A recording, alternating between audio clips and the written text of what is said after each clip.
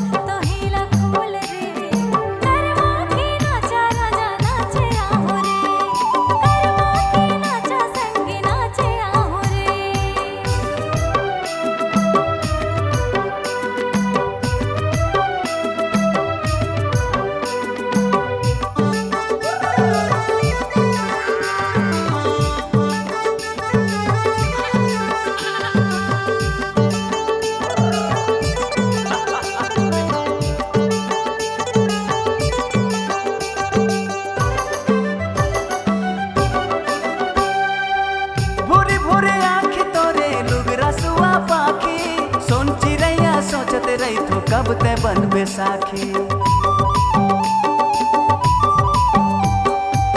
भूरी भूरी आँखी तोरे लुगरा सुआ पाखी, सुन चिड़ैया सोचते रही तो कब ते बन बैसाखी।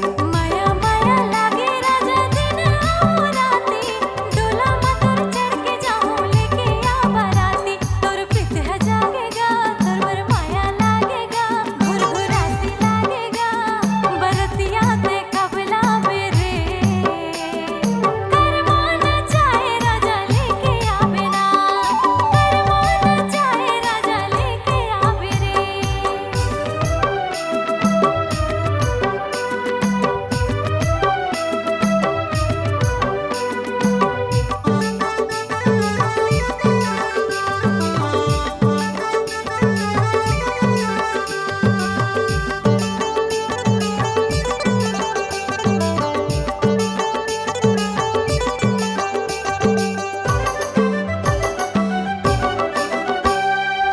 सोनहा तोर रूप रंगे मन मते लुकाए, का जादू डारे तोर सुरता नहीं भुलाए।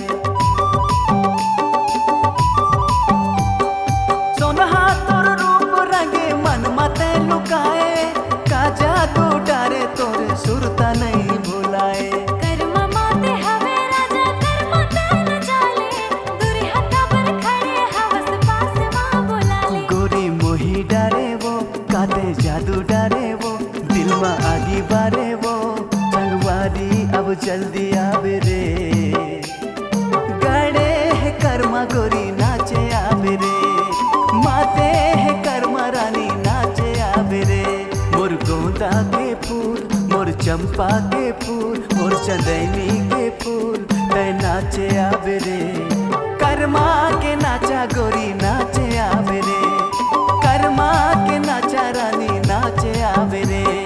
गाँव के संगी साथी बोला ताना मारे रे, का मोहनी डारे मनला मोही डारे रे, गाँव के संगी साथी बोला ताना मारे रे, का मोहनी डारे मनला मोही डारे रे।